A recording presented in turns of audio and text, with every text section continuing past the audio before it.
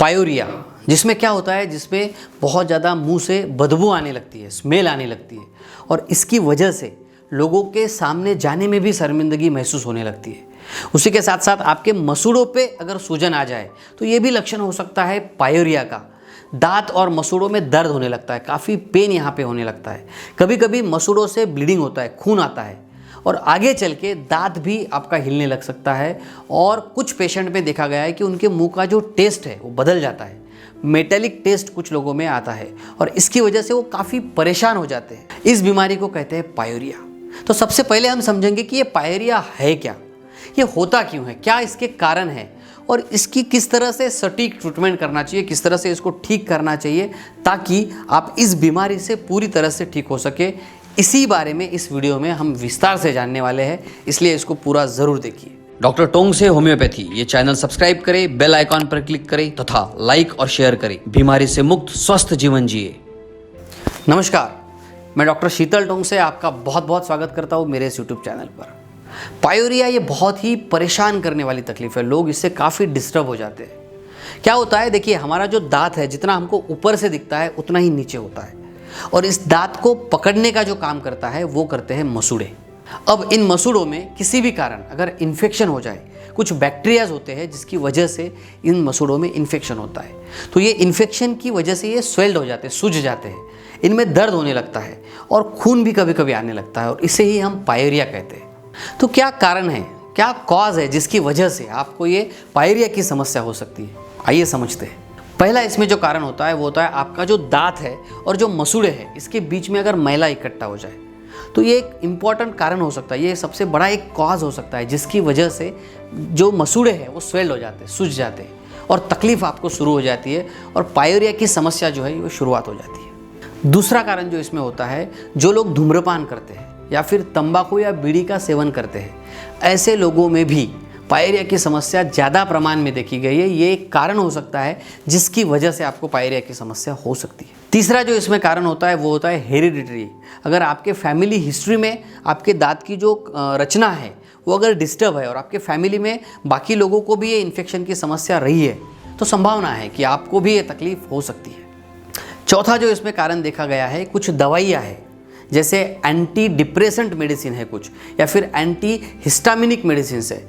ये जो दवाइयाँ है इनका रेगुलर सेवन करने से, अगर आप डिप्रेशन की रेगुलरली ट्रीटमेंट कर रहे हैं तो ये कारण भी हो सकता है जिसकी वजह से आपके दांतों में इन्फेक्शन हो और आपको पायोरिया की समस्या फेस करनी पड़े।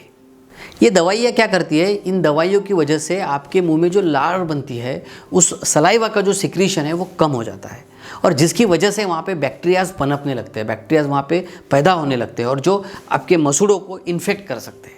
पांचवा कारण जो इसमें होता है वो है डायबिटीज़। अगर आपको डायबिटीज़ है तो संभावना है कि आपको पायोरिया की समस्या बढ़ सकती है। छठवां कारण जो इसमें होता है वो होता है हार्मोनल चेंजेस। अगर आपके शरीर में हार्मोनल बदलाव हो प्रेगनेंसी के दौरान या फिर मेनोपॉज के मेंसेस जाने के टाइम पे शरीर में जो बदलाव होते हैं उस वक्त ये पायोरिया की जो समस्या है ये बढ़ी हुई देखी गई है। सातवां जो कारण होता है वो होता है पोषण की कमी। अगर आपके शरीर में कैल्शियम की कमी है, विटामिन बी, विटामिन सी, इन चीज़ों की अगर आपके शरीर में कमी है तो आपको ये पायोरिया की समस्या बढ़ सकती है। कैल्शियम और विटामिन के ऊपर मेरे वीडियोज़ है तो वो भी मैं आपको रिकमेंड करूँगा कि किस तरह से नेचुरली घर पे ही आपके शरीर में आप कैल्शियम को बढ़ा सकते हैं। इसके ऊपर मेरा एक वीडियो है, वो भी आप ज़रूर देखिए और विटामिन के ऊपर भी मेरे वीडियोज़ है, वो भी आप याद से देखिए। कारण तो हमने समझ लिए, लेकिन उससे भी महत्वपूर्ण जो बात होती है वो होती है प्रिवेंशन एंड ट्रीटमेंट की। तो किस तरह से प्रिवेंशन किया जाए, किस तरह से खुद को बचाया जाए इस समस्या से और क्या इसका सटीक इलाज करना चाहिए, आइए जानते हैं। सबसे पहला इलाज, अगर आपको पायोरिया की समस्या हो चुकी है, आपके मसूड़ों से खून आता है या बदबू आती है, तो सबसे पहला काम आपको करना है डेंटिस्ट के पास जाइए, चेकअप करवाइए। घर पे कोई भी ट्रीटमेंट मत कीजिए, डेंटिस्ट को दिखाइए, वो चेक करेंगे, वो देखेंगे किस तरह का इन्फेक्शन है, क्या है, कहाँ तक है, उनको एक बार दिखाना बहुत ज़रूरी है। दूसरा काम जो आपको करना है, अगर आप धूम्रपान करते हैं, तंबाकू या बीड़ी का सेवन करते हैं तो वो आपको बंद करना चाहिए।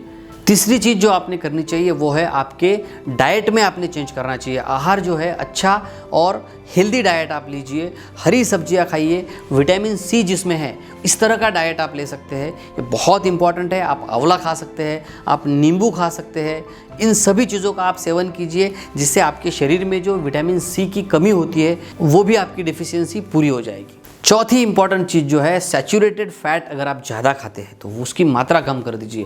अगर आप रेड मीट खाते हैं या फिर आप डेयरी प्रोडक्ट्स ज़्यादा खाते हैं, इनको आप कम कर दीजिए। उसी के साथ साथ अगर आप चॉकलेट्स ज़्यादा खाते हैं उसको आप कम कर दीजिए। आइसक्रीम जो होता है, बहुत ठंडी चीज़ें या बहुत गर्म चीज़ें आपके मसूड़ों को हानि पहुँचा सकती है, तो ये आप बंद कर दीजिए। अगर आपको क्रॉनिक प्रॉब्लम है, काफ़ी दिनों से चल रहा है, तो मैं आपको रिकमेंड करूँगा कि डेंटिस्ट को दिखाने के साथ साथ आप होम्योपैथी की ट्रीटमेंट कीजिए।